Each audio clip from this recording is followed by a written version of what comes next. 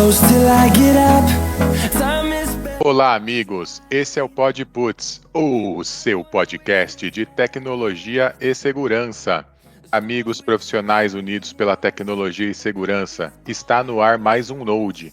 Meu nome é Heitor e trabalho na área de segurança da informação. Hoje temos um convidado que vai contar como é a vida de um headhunter.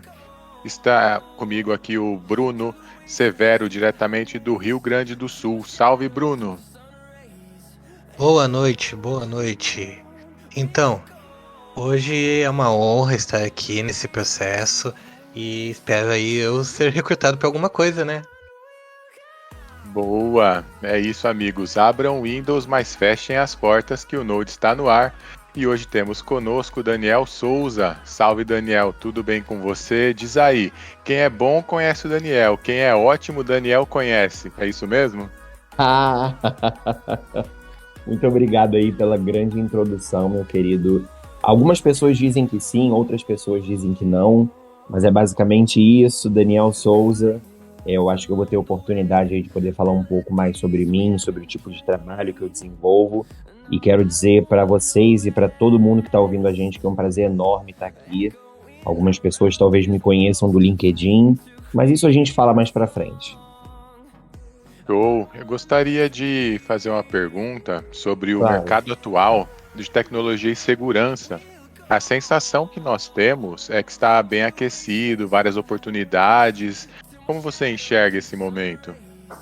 Com certeza, Heitor. Eu enxergo esse momento como um momento muito bom para a tecnologia e para a segurança, porque é um momento onde nós acabamos, né, estamos saindo aí de um processo de pandemia, onde as empresas foram obrigadas a se adaptar, né, a esse mundo novo do home office, do resolver as questões tecnológicas, que quando nós estávamos no escritório sempre tinha alguém ali, chama o cara do TI, ele vem aqui na minha mesa e resolve.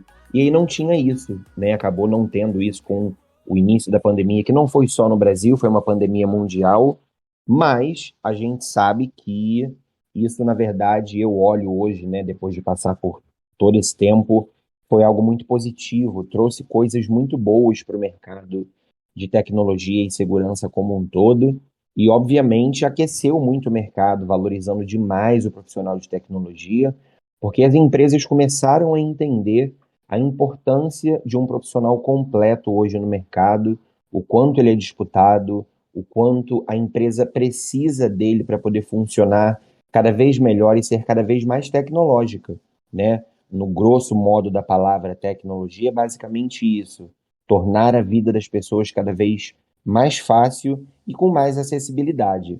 Então, com toda certeza, o mercado está aquecidíssimo para todas as áreas de tecnologia da informação. Eu, como recrutador, posso garantir isso, né? Então, assim, se tem alguém pensando, alguém que está ouvindo a gente nesse momento, em entrar para a área de tecnologia, eu costumo dizer que o momento é esse. Ontem já foi. Entra hoje e vai daqui para frente. Legal. Daniel, sobre essa parte de seleção, assim, eu, pelo menos, eu vou dizer uma experiência minha, eu já trabalhei com pessoas as quais, do mesmo jeito que eu digo que eles, assim, que nasceu para trabalhar com TI. E eu via, muitas vezes, respeitava essas pessoas. Mas também já tive, vamos dizer assim, a questão de ter que trabalhar com pessoas que a única certeza que se tinha é que elas realmente não sabiam o que estavam fazendo ali comigo.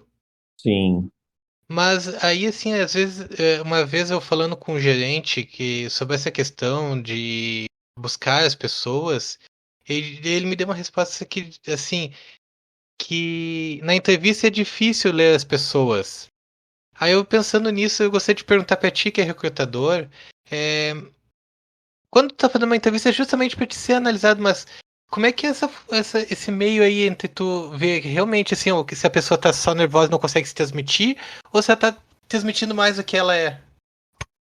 excelente pergunta, Bruno. Inclusive, tem algumas semanas eu fiz uma postagem sobre isso no LinkedIn, trazendo a diferença que existe, nós que estudamos, eu, por exemplo, né, eu vou dizer por mim como profissional, que estudei recursos humanos, neuropsicologia, psicologia organizacional. Quando a gente traz para o lado psicológico da coisa, a gente consegue entender que cada ser humano é único. E não apenas isso, obviamente, mas principalmente saber a diferença entre uma pessoa tímida e uma pessoa introvertida. Eu costumo dizer que existe um abismo entre a introversão e a timidez. Uma pessoa extrovertida, por exemplo, assim como eu, pode ser tímida em determinados aspectos ou em determinados momentos, ou uma pessoa introvertida pode saber falar muito bem em público, dependendo do tema que vai ser abordado ou do que ela vai ter que falar, para o número de pessoas que ela vai ter que falar. Tudo isso tem que ser levado em consideração. E quando a gente está numa conversa, que eu costumo chamar de bate-papo, eu não sou muito fã da palavra entrevista, porque eu acho que já gera um bloqueio na pessoa que está do outro lado, ela já se sente sendo avaliada, principalmente o pessoal de TI, que obviamente não são todos, e nós sabemos disso, mas é uma característica de serem pessoas mais introvertidas, serem pessoas que vão falar apenas o necessário, outros já não. Isso depende muito, e aí a gente já parte para o lado da personalidade. Personalidade que já difere completamente da introversão e da timidez. Então, entender isso no momento que eu estou batendo papo com um candidato, por exemplo, é muito importante para levar em consideração que, naquele momento, ele pode estar nervoso, ele pode ser uma pessoa extremamente técnica e participar de uma entrevista técnica me ajuda a desenhar melhor o perfil desse profissional, porque comigo, na cabeça do profissional, ele está conversando com o RH da empresa.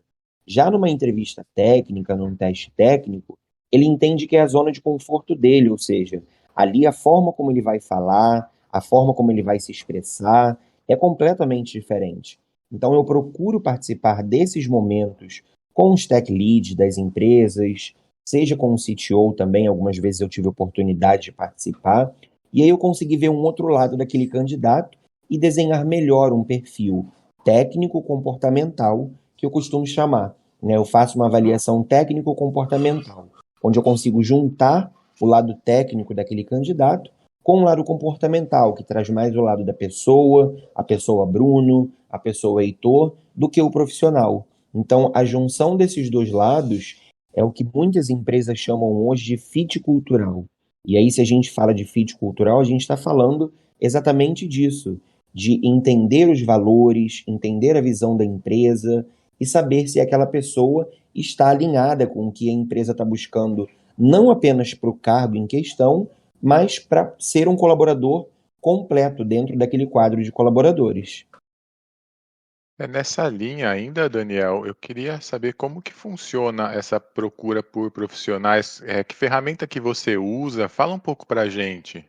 Claro, com certeza. Hoje, com a tecnologia, né, já que o assunto aqui é esse, a gente não pode deixar de fora que todos os meios são válidos, né? E eu costumo dizer que eu uso todas as ferramentas que estão à disposição, desde grupos de WhatsApp, desde grupos do Telegram, que são muito efetivos. O próprio Twitter, eu busco muitos profissionais da área de tecnologia no Twitter, tendo a abordagem correta, utilizando a linguagem correta, porque nós temos que, mesmo como recrutadores, adaptar a nossa linguagem e principalmente a nossa abordagem conforme a rede na qual nós estamos fazendo a busca desse candidato. Mas eu confesso que o meu queridinho aí, que além de ser uma rede social, é a minha ferramenta de trabalho que eu costumo dizer, é o LinkedIn. Se você entra no LinkedIn, às vezes 4 da manhã eu estou online, se você entra 10 da manhã eu estou online, se você entra 10 da noite eu estou online, não apenas fazendo a busca por esses candidatos, mas entendendo a ferramenta a fundo para conseguir auxiliar os candidatos nesse processo ou de recolocação ou de transição de carreira, para conseguir mostrar que o LinkedIn vai muito além de uma rede social. Então eu costumo dizer que ele é o meu queridinho porque eu uso algumas ferramentas, algumas formas de pesquisar, algumas formas de busca. Tem a busca booleana, por exemplo, que nós recrutadores utilizamos bastante, com palavras-chave que precisam ter no perfil do candidato dentro do LinkedIn para que eu ou qualquer outro recrutador consiga encontrá-lo com mais facilidade, a descrição de tudo que ele faz, enfim, tem N pontos ali dentro do LinkedIn que a gente pode falar mais à frente sem problema algum, para que eu consiga explicar para quem está ouvindo a gente a importância que isso tem e como isso é visto pelo recrutador. Mas com certeza o meu queridinho aí de ferramenta para poder buscar os candidatos hoje é o LinkedIn. Ah, legal. Eu queria até perguntar se você tem alguma dica aí para quem está precisando conseguir entrevistas, quem está buscando uma recolocação, o que que pode fazer no LinkedIn para chamar mais atenção? Com toda certeza, Heitor, primeiro de tudo é você saber o que você quer, saber e entender o seu momento profissional e, além disso, obviamente, você descrever o momento profissional e o que você quer no seu LinkedIn. Ou seja, além do seu nome, né, que aparece logo ali de cara quando você entra no seu próprio perfil, o que que vai acontecer? Logo abaixo vem algumas palavras-chave que você coloca de acordo com cargos que você atua ou que você gostaria de atuar. Então, é muito importante, logo abaixo do seu nome, no subtítulo, você colocar ali os subtítulos, ou seja, os cargos que você trabalha ou até mesmo os que você gostaria de trabalhar. Por quê? Quando eu, recrutador, faço uma busca ali dentro, eu vou buscar por essas palavras. Exemplo, eu estou buscando um front-end em React. Eu vou colocar ali na busca booleana dentro do LinkedIn para poder procurar essas pessoas, esses candidatos. Eu vou colocar a palavra front-end escrita junta, eu vou colocar a palavra front-end escrita separada e vou colocar a palavra React. Se o cliente, por exemplo, me pede, eu preciso de candidatos que sejam do Rio de Janeiro, eu preciso de candidatos que sejam de São Paulo, eu utilizo essa palavra-chave também para filtrar ainda mais essa busca e eu consigo encontrar o perfil. Então, o que vai fazer de fato um perfil se destacar, além dessas palavras-chave que estarão ali abaixo do título, é o resumo, aquela parte que tem ali sobre, onde a pessoa pode falar um pouquinho mais sobre ela, sobre as empresas que ela trabalhou, um pouco mais sobre as soft skills que as empresas hoje têm valorizado bastante, além do conhecimento técnico, é claro, mas o trabalho em equipe, o falar em público, o se relacionar com pessoas, tudo isso que entra aí no campo das soft skills também é levado em consideração. Mas o principal, que eu percebo muito quando eu faço as buscas dentro do LinkedIn hoje, por exemplo, é a falta de informação que algumas pessoas deixam de colocar e de preencher no perfil, como um e-mail de contato, como um telefone de contato, para que eu consiga, de fato, me conectar com essa pessoa sem que eu precise adicioná-la ou mandar uma mensagem e esperar uma resposta, que muitas das vezes acaba demorando, e como o mercado está muito aquecido, a vaga passa e a pessoa às vezes nem leu a mensagem.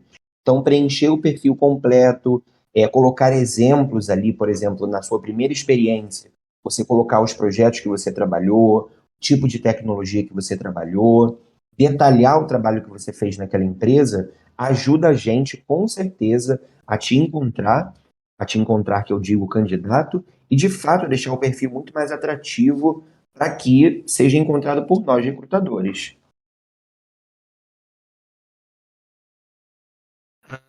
Daniel, falando um pouco sobre o LinkedIn, eu vi que tu posta também, tu também é um criador de conteúdo, né? Que tu posta algumas explicações, algumas orientações. Sim, sim, verdade, Bruno. Isso. Esse é o mesmo fundamento que originou o nosso podcast, que a ideia inicial sempre foi transferir e disseminar conhecimento a todos. E Sim. aí eu te pergunto, como é que surgiu essa iniciativa da tua parte de querer também transmitir esse conhecimento? Então, eu sou professor também de formação, né? Eu sou professor de inglês, além de recrutador. Então, eu sempre gostei de transmitir o que eu sei para as pessoas. E eu sempre tive a veia do social muito, muito forte, né? Hoje eu participo, inclusive, de um projeto social que faz a inclusão de pessoas da periferia, de comunidades carentes, dentro do mercado de tecnologia, capacitando jovens de periferias para inseri-los no mercado de trabalho. Então, por ter isso sempre muito aguçado em mim, desde muito novo, eu decidi por que não utilizar o LinkedIn, que é uma rede social profissional, para transmitir e passar esse conhecimento adiante. Seja através de uma postagem escrita, seja através de uma foto, seja através de um vídeo. Hoje eu crio conteúdos no LinkedIn de formas variadas, mas sempre voltadas para tentar ajudar essas pessoas. Mostrar a elas que existe um caminho, que existe uma forma e que existe uma fórmula, não é um bicho de sete cabeças, é uma rede social como outra qualquer, que você, para ser visto, você tem que se fazer mostrar. você faz comentários pertinentes em postagens de pessoas que você segue, pessoas que você admira, e aí você começa a gerar esse conteúdo e isso vai voltando para você de forma gradativa. De um ano para cá, hoje eu estou aí com quase 27 mil seguidores no LinkedIn, e de um ano para cá, isso cresceu exatamente por conta disso. Com essa questão que eu faço em ajudar as pessoas, em passar o meu conhecimento de forma gratuita, para que eu possa alcançar o maior número de pessoas possíveis, para que eu possa ajudar essas pessoas a realmente se colocarem no mercado de trabalho, com simples dicas que eu deixo ali no dia a dia. Vocês provavelmente devem ter visto, eu posto diariamente no LinkedIn. Essa constância também traz muita visibilidade, faz com que o público se identifique com a forma como eu escrevo, a forma como eu abordo determinado assunto, seja um assunto mais técnico, seja um assunto para hard skills, seja um assunto de soft skills, como você pode adquirir, como você pode melhorar, e etc. Enfim, eu acho que veio, né, isso tudo, toda essa vontade, tudo que eu faço, vem desde sempre comigo, me acompanhando, e hoje eu só transmito isso de formas diferentes, com diferentes abordagens, ali dentro do LinkedIn. Daniel, vamos supor a pessoa tem um LinkedIn maravilhoso, tá tudo certinho. Aí você leva em conta também as outras redes sociais dessa pessoa. Vamos supor que nas outras ela é totalmente diferente ali, nada profissional. Isso acaba pesando também? Com toda certeza, Heitor, com toda certeza sim, porque não é apenas o técnico que eu vou avaliar. O LinkedIn, ele é um currículo, né? Além de ser uma rede social, é o currículo de uma pessoa. Mas quando a gente traz para a área de tecnologia, algo que eu procuro ver bastante, é buscar essa pessoa em outras redes sociais para saber como ela se comporta.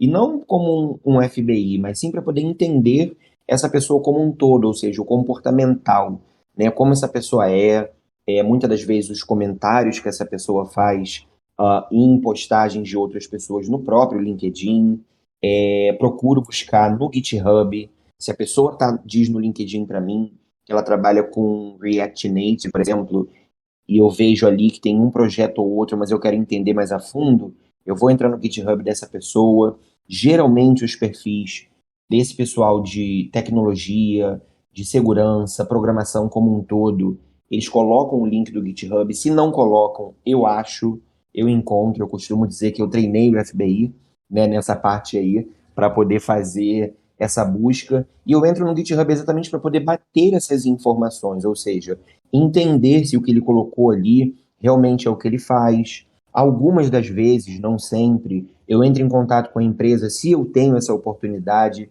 para entender um pouco melhor o perfil desse candidato no dia a dia, como que é o desenvolvimento e o trabalho dele em entrega nos projetos que ele tem, o acompanhamento que ele faz junto à equipe, a comunicação, enfim, N coisas que eu consigo buscar aí em outras redes sociais ou por outros meios para entender quem é essa pessoa de fato, quem é esse candidato e se realmente ele condiz com o que o meu cliente ou a empresa está buscando nesse momento.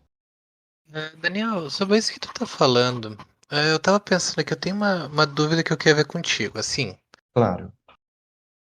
hoje a gente sabe que muitas empresas estão adotando essas plataformas de recrutamento online, as Sim, quais, assim, primeiro faz uma triagem por IA, para depois os recrutadores, para depois ir para os recrutadores das empresas. sim. Eu, por exemplo, sou um grande defensor de processo de automação em tudo que puder, mas Uhum. nesse caso eu acho que a gente entra numa área que, vamos dizer assim, cinzenta. É. Porque assim, eu, por exemplo, se eu vou me candidatar a uma vaga, é claro que se eu tô me candidatando, eu quero trabalhar naquela empresa, eu vou responder tudo da melhor forma que eu puder. Mas, por exemplo, no meu caso, meu perfil, eu me analisando, eu sou uma pessoa que eu sou bastante ansioso. E como tu disse lá no início, eu sim, eu sou muito introvertido e tímido. Uhum. Então, sempre que eu vou fazer uma prova, como tu disse, um bate-papo, eu fico nervoso. E isso Sim. sempre me atrapalhou, até eu começar a aprender que existe cursos de inteligência emocional, o que eu já tive que fazer uns 2, 3 para conseguir melhorar isso. Cara, foi muito difícil. Até hoje eu sei que se eu faço uma entrevista, eu fico nervoso e eu tenho que saber lidar com isso. Sim. Mas aí, por exemplo, Quando eu vou, por exemplo, fazer uma inscrição, que eu tenho que responder várias perguntas, e quem vai ler isso é uma IA, pra mim parece que falta um feeling, um tato. Porque se não der o match com aquelas expectativas que a empresa receitou ali, não bate. E muitas vezes não é que não tá dando match porque eu não tenho aquilo, mas é que eu só posso estar não sabendo me comunicar.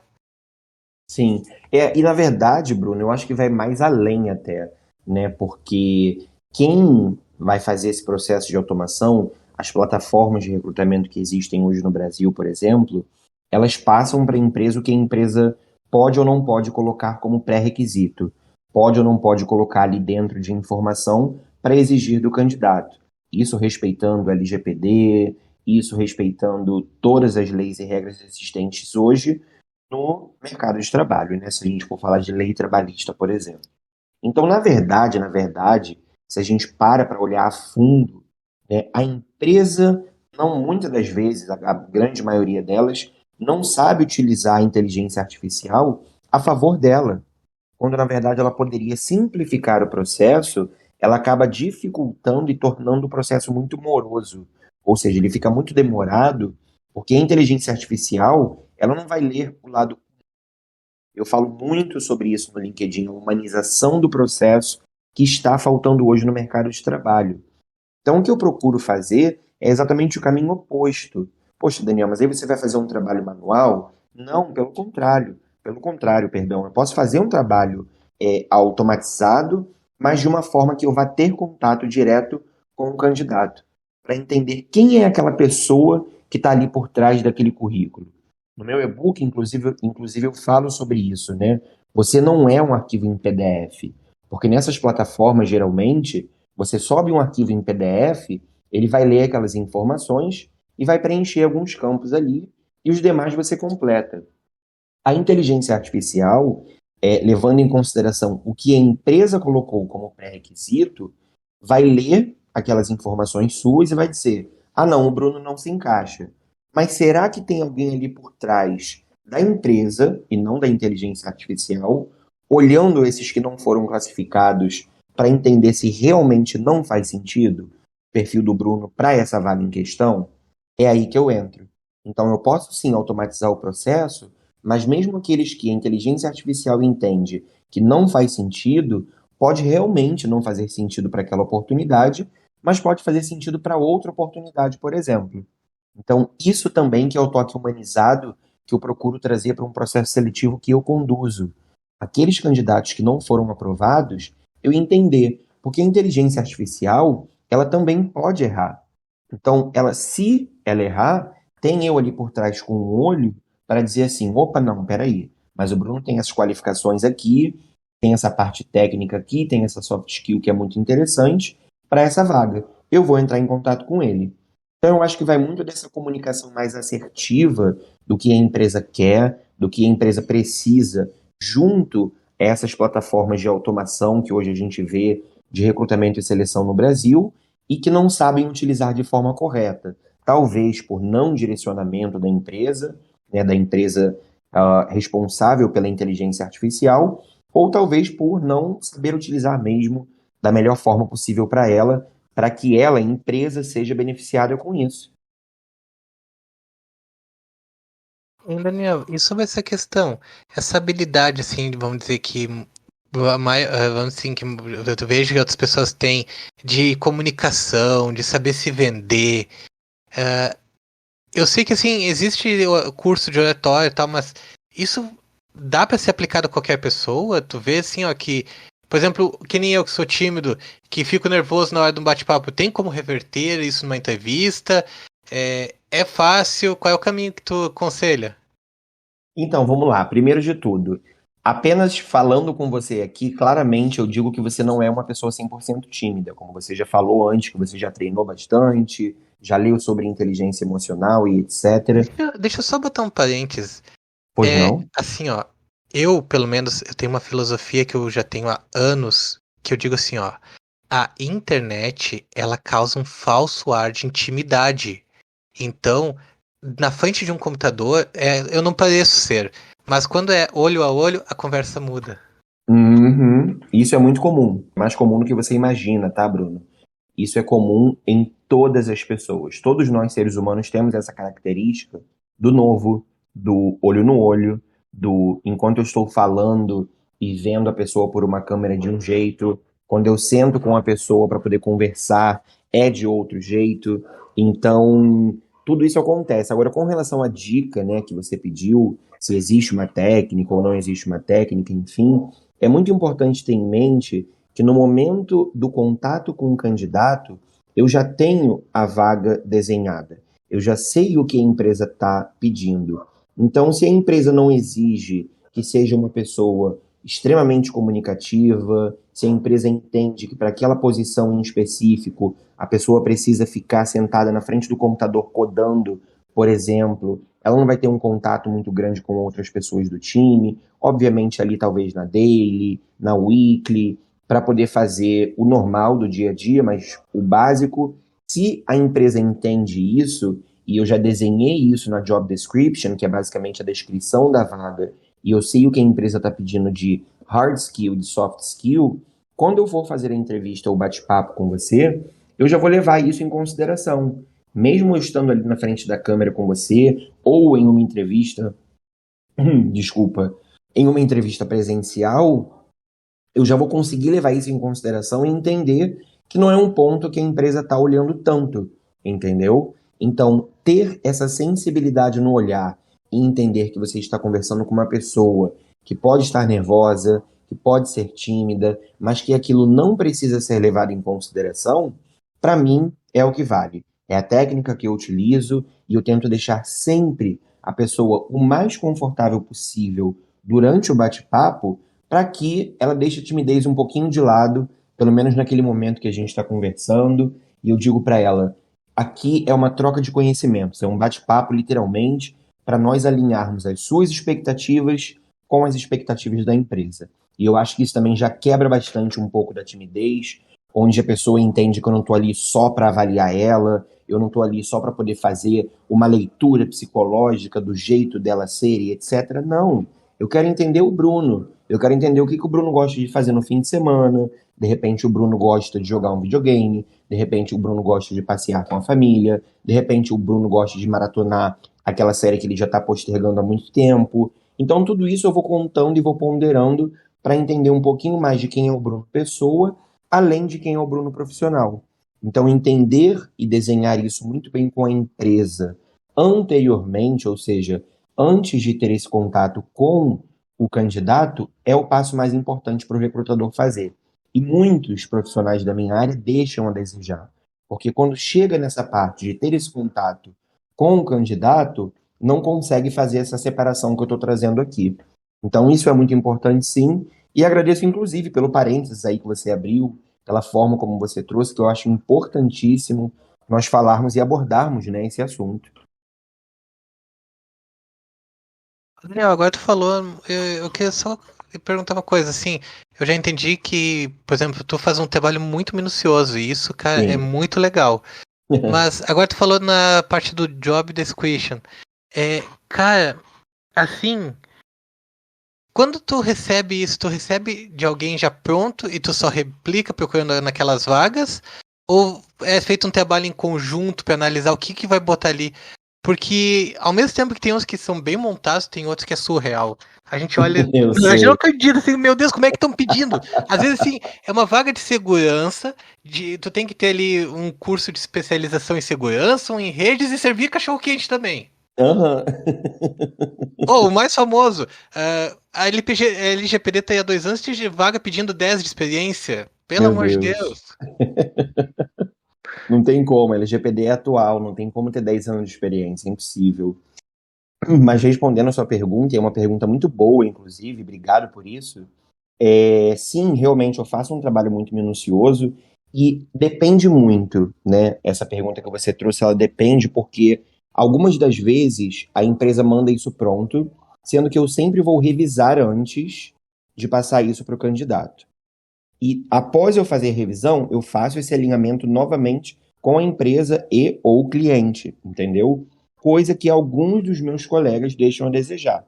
Eles dão um Ctrl+C, Ctrl+V e mandam para o candidato e pronto. Não, eu não acho certo. Obviamente, cada um trabalha da forma que acha melhor, cada um trabalha do seu jeito, e nós temos que respeitar a forma do outro trabalhar. Mas se existe uma forma mais fácil, uma forma mais completa, pensando na humanização do processo e pensando no candidato que está do outro lado, eu quero entregar com o maior número de informações possíveis, né? O meu papel aqui não é fazer julgamento de profissional nenhum, como eu falei antes, e friso isso, é basicamente entender que cada um trabalha de uma forma e que cada um vai fazer aquilo que lhe atende, né? Ou que atende ao cliente para quem ele está trabalhando. Às vezes, é importante frisar também que a gente não tem essa liberdade toda. Às vezes a empresa impõe e fala assim, eu quero que seja divulgado assim. Então o nosso papel é basicamente divulgar. Nós podemos dar a ideia, nós podemos reformular, nós podemos mexer. Se a empresa ou o cliente para o qual a gente está trabalhando, ele não aprovar, não adianta nada, porque vai ser tempo que a gente perdeu, que a gente deu ali, né, a nossa contribuição profissional. Se a empresa disser que não quer, ela não quer e ponto final. O que eu procuro fazer, os clientes que eu trabalho, e obviamente nesse momento eu respondo por mim apenas, é que tudo que chega para mim eu vou revisar, eu vou redesenhar, eu vou levar de volta para o cliente, eu vou falar, olha, se a gente está pedindo por esse lado aqui, eu acho que vai ser melhor se a gente seguir por essa linha de raciocínio, está faltando um benefício aqui que talvez vocês consigam entregar para a vaga ser mais atrativa, esse range salarial aqui pode ser um pouco melhor, qual é o budget de vocês? Eu procuro entender a vaga no detalhe antes de repassar ou de postar aquela vaga ou de abordar alguém com aquela vaga. Eu faço um job description completo para que, quando essa informação chegar no candidato, ele tenha o menor número de perguntas possíveis. Eu acho que é por isso também que o meu trabalho vem sido muito bem visto na empresa, nas empresas que eu atuo, nos clientes que eu atuo, por conta disso, desse detalhamento, dessas reuniões que eu gosto de fazer, que eu acho que são extremamente importantes e que eu faço. E eu sempre mostro para o cliente o seu lado é importante porque você precisa fechar a vaga, mas você precisa do candidato para fechar. Então é uma via de mão dupla. Eu sempre vou procurar atender o lado da empresa, mas também o lado do candidato. E aí entra a humanização do processo nesse meio, que é exatamente isso. Então, assim, respondendo por mim, obviamente, eu tenho todo esse trabalho com qualquer vaga que eu recebo, seja na área de tecnologia e segurança ou não. Inclusive, semana passada, até contar um relato engraçado aqui, eu recebi uma vaga de técnico orçamentista em construção civil. Eu falei, meu Deus, eu nunca atuei nessa área, eu não conheço, eu tive que parar para estudar, entender um pouco o mercado, entendi a necessidade do cliente, entendi o tempo de experiência que ele precisava, perguntei quais eram as atribuições que aquele profissional ia desenvolver no dia a dia, o range salarial, se tinha algum benefício, se era presencial, híbrido ou 100% remoto, enfim, N coisas que eu fiz um alinhamento. Depois que eu obtive todas essas informações, aí sim eu fui fazer a busca por esse candidato e consegui fechar essa vaga em 3 dias.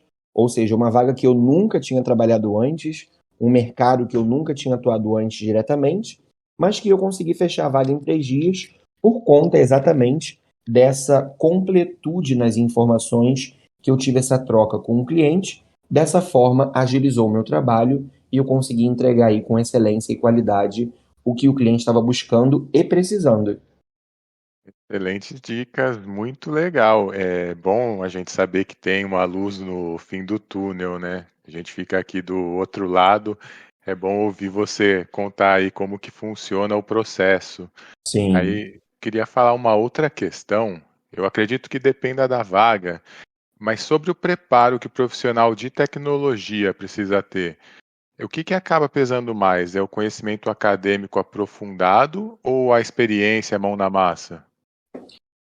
Você trouxe um excelente ponto, Heitor. Isso hoje eu costumo dizer que é a sinuca de bico da tecnologia hoje, né? Muitas empresas querem profissionais plenos, profissionais seniors, e as empresas querem tudo para ontem, né? Obviamente, porque o projeto está ali, ele precisa ser desenvolvido, ele precisa ser criado, acompanhado e etc.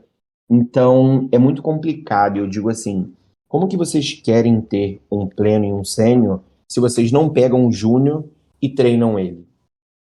E é muito mais fácil no meu ponto de vista, pegar alguém que tem todo um conhecimento acadêmico, que tem um conhecimento voltado para o estudo, ou seja, ele estudou bastante, ele tem um conhecimento teórico muito grande, pegar essa pessoa, colocar dentro da sua empresa e fazer a modelagem desse profissional de acordo com as tecnologias que você trabalha e utiliza dentro da sua empresa.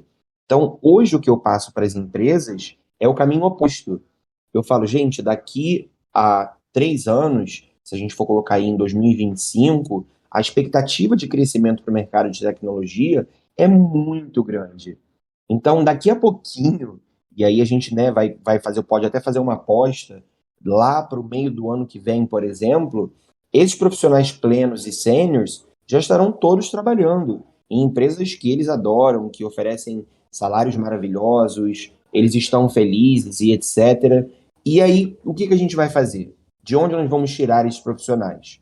Então, eu estou mostrando para as empresas que esse é o momento de pegar aquele profissional que não tem experiência e investir nele. Mas, infelizmente, hoje, na realidade atual, o que conta para algumas empresas, e é importante deixar isso claro, que não é para todas, muitas empresas sim gostam de treinar, gostam de capacitar, mas a grande maioria hoje prefere aquele profissional que tem experiência, que tem mão na massa. E já queria deixar uma dica aí também. As empresas hoje estão levando em consideração o tempo de experiência, por exemplo, de um trabalho voluntário, de um estágio que a pessoa fez. Então, o trabalho voluntário, ele entra no currículo como tempo de experiência também. Nós, recrutadores, vemos o trabalho voluntário como uma forma de experiência. Então, digamos que um profissional de tecnologia pegou lá e fez numa ONG, perto da casa dele, desenvolveu um trabalho durante um ano. Ele tem 12 meses de experiência prática, que ele pode comprovar ali. Ele pode não ter tido salário, ele pode ter tido ali uma bolsa auxílio, talvez, mas ele tem uma experiência. Então, uma saída que eu dou sempre para esse profissional está começando, para que ele seja atrativo para a empresa nesse momento, onde a empresa acaba buscando mais por uma pessoa com experiência, é se jogar num projeto voluntário, que tem vários aí, várias ONGs precisando, e que a pessoa pode oferecer o que ela está estudando para poder fazer isso, fazer acontecer, ganhar essa experiência e conseguir, de fato, se inserir no mercado de trabalho. Daniel, nessa mesma linha de raciocínio, vamos assim, repassar para ti uma pergunta que eu recebo com uma certa frequência. Uhum, O que que vale mais? É a graduação vamos dizer, em tecnologia ou é uhum. certificações específicas de tecnologia? As duas. Eu nem penso para responder. As certificações, elas são extremamente importantes, mas elas vão focar exclusivamente naquela tecnologia X, Y, Z. Uma graduação vai te dar o alicerce que você precisa para construir a sua casa dentro da área de tecnologia. Então, as certificações, elas vão ser os acabamentos, digamos assim. Elas vão ser as portas, elas vão ser as janelas, elas vão ser o teto da sua casa, mas a base sólida e estruturada vai ser a graduação. Principalmente os profissionais que querem pleitear uma vaga fora do Brasil, por exemplo, sabe? Para esses profissionais, a graduação é fundamental, é essencial, tem que ter. E aí, obviamente, você vai incrementar o currículo com as certificações em determinadas linguagens, por exemplo. Eu tenho alguns conhecidos, eles acabaram aceitando ofertas vindas de fora do Brasil, que você comentou agora. Alguns até se mudaram. Sim. Você acha que tem muita demanda em outros países para quem é de tecnologia, de segurança? Eu imagino que seja difícil competir com quem paga em euro, né? Então, olha, Heitor, como que eu vou dizer isso para você? Mas vamos lá, eu sou muito transparente, eu não consigo ser diferente disso, digamos assim. Tem muitas ofertas fora do Brasil, sim, para muitos profissionais de tecnologia hoje. O mercado internacional já entendeu e já enxergou que aqui no Brasil é um celeiro de profissionais excelentes, que nós estamos formando profissionais excelentes e muito completos. Então, como que uma empresa brasileira vai competir com uma empresa que está pagando em euro? Isso depende, porque, por exemplo, se a gente traz Portugal para a mesa, para a jogada, Portugal hoje tem o menor salário da Europa, né? Então, assim, se a gente for comparar, aí, até mesmo fazendo a conversão do euro para o real, por exemplo, acaba sendo praticamente a mesma coisa do que uma empresa no Brasil está pagando. E aí, o que que a gente precisa entender desse candidato? Qual é o objetivo de vida dele e o objetivo profissional? Ele está buscando salário? Ele está buscando qualidade de vida? Ele está buscando uma experiência no exterior? Ele está buscando se mudar mesmo de país? Ele quer sair mesmo do Brasil? Ele já se planejou para isso? Ele tem referência de pessoas que estão fora do Brasil? A demanda ela vai continuar existindo, como eu falei. Se a gente for projetar para daqui a 2, 3 anos para frente, ela só vai aumentar. Isso é fato, né? Então, assim, como que o mercado brasileiro ele vai se tornar mais competitivo para conseguir segurar esses profissionais? Depende da motivação que o profissional tem. Eu já entrevistei profissionais para vagas em outros países, inclusive é um dos meus trabalhos, que é não apenas empresas do Brasil, mas também empresas de fora, né?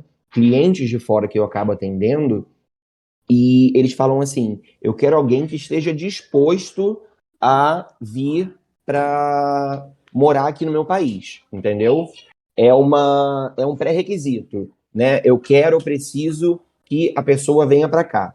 Se esse é um pré-requisito e eu converso ou falo isso com um candidato, e ele fala assim: olha, Daniel, eu não estou disponível para me mudar, eu tenho a minha esposa, ou se for mulher, eu tenho meu esposo, tem meu filho ou meus filhos, tem cachorro, não tem como, tem meus pais aqui que são muito velhinhos, eu tenho que levar isso em consideração, eu tenho medo de estar longe e acabar acontecendo alguma coisa. Enfim, tem N vertentes aí que a gente pode e deve levar em consideração antes de dizer que a competição talvez seja desleal, né? Eu acho que vai muito do momento do profissional perdão, né, do momento do profissional do que da própria lei de oferta e procura hoje no mercado, seja aqui no Brasil ou seja fora do país.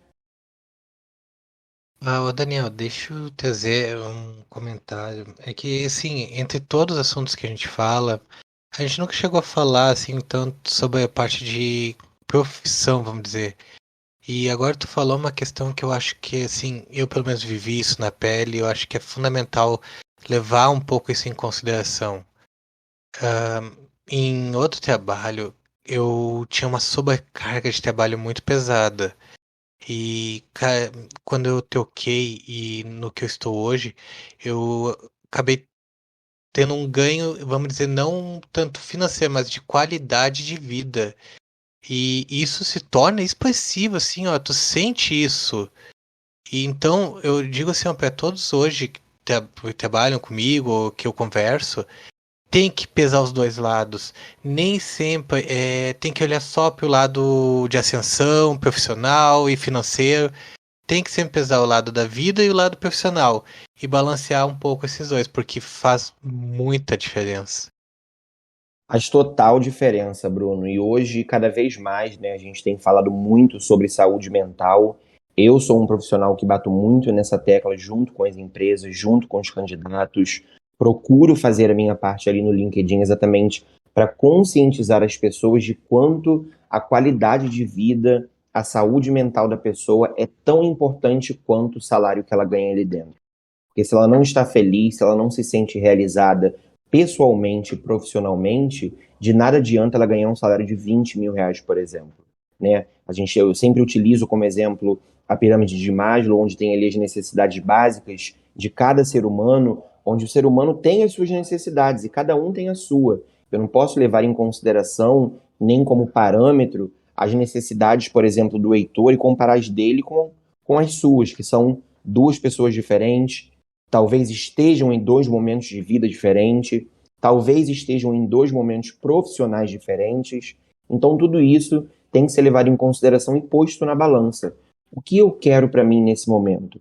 Em que momento de vida eu me encontro? Em que momento profissional eu me encontro? Para que a partir daí você consiga se desenvolver, não só como pessoa, mas principalmente como profissional também. Legal. E, Daniel, eu gosto muito de participar de eventos de tecnologia, de segurança. Depois de um tempo que a gente vai nesses eventos, a gente percebe que tem muitos rostos conhecidos, e as pessoas que vão, parte desse público costuma se repetir nos eventos. Eu gostaria de saber se os headhunters, eles comparecem em eventos tipo RoadSec, MindTheSec, Hackers to Hackers. Tem algum evento próprio de headhunter? Como que funciona? É muito curiosa essa pergunta, né? É algo que eu já venho percebendo particularmente já há muito tempo, porque depende muito, sabe, Heitor? Porque alguns headhunters, né, alguns recrutadores, eles participam sim desses eventos para entender um pouco das empresas, entender como está o mercado, entender como estão os profissionais hoje no mercado, como eles estão se mostrando, que tipo de projeto eles estão atuando e etc. Mas eu acho que isso depende muito também desses eventos fazerem um convite para nós estarmos presentes. Por quê? Se ele entende que é importante a nossa presença ali, para que a gente consiga fazer talvez uma peneira, talvez a divulgação de uma vaga, talvez buscar um candidato, com certeza nós vamos. Porque é interessante para a gente também fechar aquela vaga. Assim como é interessante para o próprio candidato conseguir a vaga, é interessante para a gente também fechar essa vaga. Então, muitas das vezes o que falta, eu acredito, para esses eventos específicos, voltados para a tecnologia, é o convite. E não só o convite do convidar o recrutador para estar presente nesses eventos, mas eu percebo que muitas das vezes são os mesmos que são convidados. E aí são os mesmos que são convidados que comparecem a esses eventos e não repassam a informação para os demais, não compartilham essa informação com os demais de como está o momento na empresa X, na empresa A, na empresa B, e tudo isso também conta. Então eu acho que essa renovação que a gente está tendo hoje em tecnologia, a gente também tem que ter dentro do mercado de recrutamento e seleção, como um todo, né? Os headhunters, a parte dos recrutadores, a parte dos tech recruiters, ou seja, variar um pouco mais, abrir um pouco mais esse leque para que outros profissionais como eu, por exemplo, que estou aqui hoje contribuindo um pouquinho com o que eu conheço, da forma que eu trabalho, como que eu faço, para que a gente consiga expandir mais e abrir mais possibilidades para que outros recrutadores, né, obviamente, e outros profissionais da área de tecnologia e segurança consigam se inserir no mercado. Então, eu acho que é uma ideia de troca, é uma via de mão dupla, né? E também tem a questão de, existem cursos hoje, se vocês forem ver no mercado, para o recrutador ele aprender a parte de tecnologia especificamente falando. Para um recrutador que é generalista, por exemplo, se tornar um tech recruiter.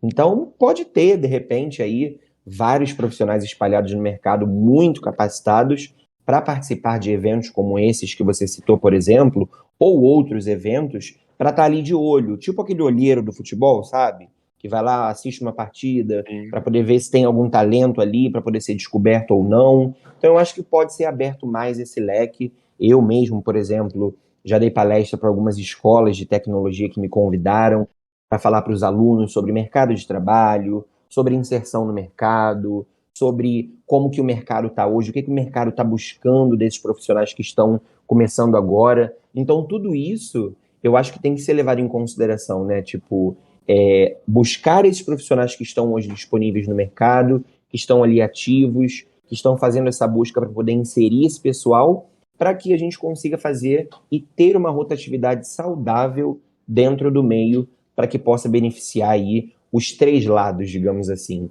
O lado do recrutador, o lado da empresa e o lado do candidato, com certeza. Ô Daniel, assim, ó, dentro da área de tecnologia, como tu sabe, existem várias ramificações. Por exemplo, eu trabalho numa parte, eu não tenho vocação para ser programador, eu não me vejo fazendo isso. E as pessoas não entendem, elas acham que como a gente fica no computador, a gente faz tudo. Agora tu estava falando aí, eu gostaria de perguntar para ti, se tu puder responder, quais que são essas diferenças entre um recrutador, um tech recruiter e um headhunter, por exemplo? Existem essas diferenças entre um e outro? Existe sim, Bruno, e obrigado pela pergunta mais uma vez. Por que que existe, né? O Tech Recruiter, ele vai ser exclusivo e específico para vagas de tecnologia. E aí, quando eu falo tecnologia, eu estou falando de todas as áreas da tecnologia.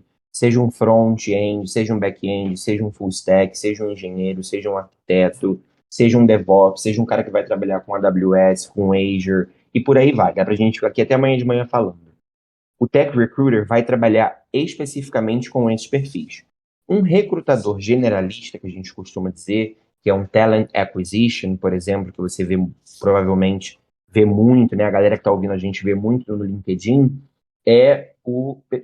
a pessoa que vai fazer o recrutamento e seleção para uma área de marketing, para uma área de vendas, para uma área de suporte, para uma área de atendimento, para uma área de gerência e etc. Um headhunter, ele é mais específico, ou seja, o headhunter, ele é mais estrategista, ou seja, ele vai trabalhar com vagas estratégicas, vagas de alta gerência, vagas de C-level, ele vai trabalhar com uma vaga de CEO, ele vai trabalhar com uma vaga de CTO, são vagas muito mais específicas, né? Onde precisa ter aí um conhecimento muito maior, não só técnico, mas também comportamental, para buscar, encontrar, entrevistar e aprovar essa pessoa. Até porque não vai ter ninguém ali, né, acima para poder avaliar esse profissional. Então, é o papel do headhunter também fazer esse trabalho mais completo, digamos assim. Ou Essas seja, são se as eu sou diferenças. chamado por um headhunter, eu ganhei na loteria. Talvez.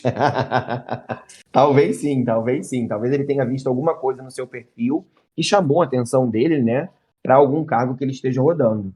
Mas é sempre bom quando você é abordado por um recrutador, headhunter, tech recruiter, fazer perguntas. Nós gostamos disso. É uma outra dica que eu deixo aqui também.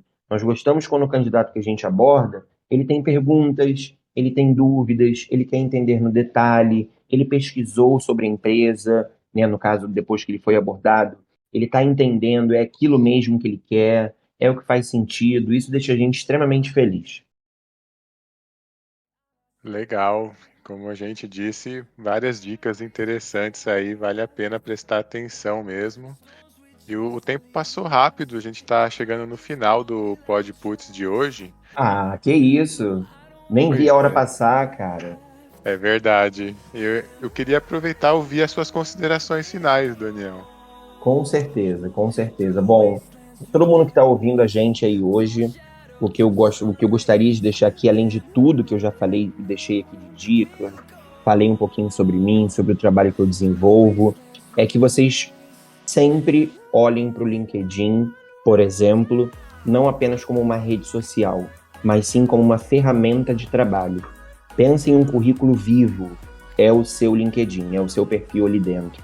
Então, quanto mais completo ele tiver, melhor vai ser para você ser encontrado por nós, com os seus dados de e-mail, telefone, as descrições do que você fez naquela empresa, os projetos que você trabalhou dentro daquela empresa, das experiências que você tem ali descritas. Na área do sobre, você falar um pouquinho de como você é, as habilidades que você tem, enumere as habilidades, tudo que você já fez, conta um pouquinho da sua história profissional ali na área sobre, vai ajudar bastante e com certeza vai fazer total diferença. Queria deixar aí um grande abraço para todo mundo que está ouvindo a gente hoje e não só isso, também deixar aí o meu LinkedIn para o pessoal poder me seguir, me buscar lá se tiver alguma dúvida, se tiver alguma pergunta, qualquer coisa que eu puder ajudar, sempre estarei à disposição para poder somar aí com todo mundo, seja da área de tecnologia e segurança ou não, mas eu estou aqui à disposição e quero agradecer aí também pela oportunidade de estar aqui presente hoje nesse bate-papo super saudável, super leve, bom trocar essa ideia com pessoas que gostam também de falar sobre tecnologia e muito obrigado, de verdade. Show de bola. Bruno, suas considerações finais. Então, olha só como esse nosso universo aí da tecnologia é grande. A gente fala sobre vários assuntos e hoje aí é mais um pra gente aprender bastante mesmo. Ao Daniel só posso deixar o meu agradecimento porque é muito instrutivo e geralmente a gente só vai pra entrevista, a gente não tem esse feeling aí de saber o que fazer, o que melhorar. Isso realmente faz muita diferença. Então, segue aí. E quem quiser, o LinkedIn do Daniel vai estar na descrição. Se gostou, procura lá. Pô, chama a gente também estamos aí para conversar. É isso. Agradeço aos profissionais unidos pela tecnologia e segurança. Obrigado pela audiência e diz aí, já fizeram o backup hoje? Valeu!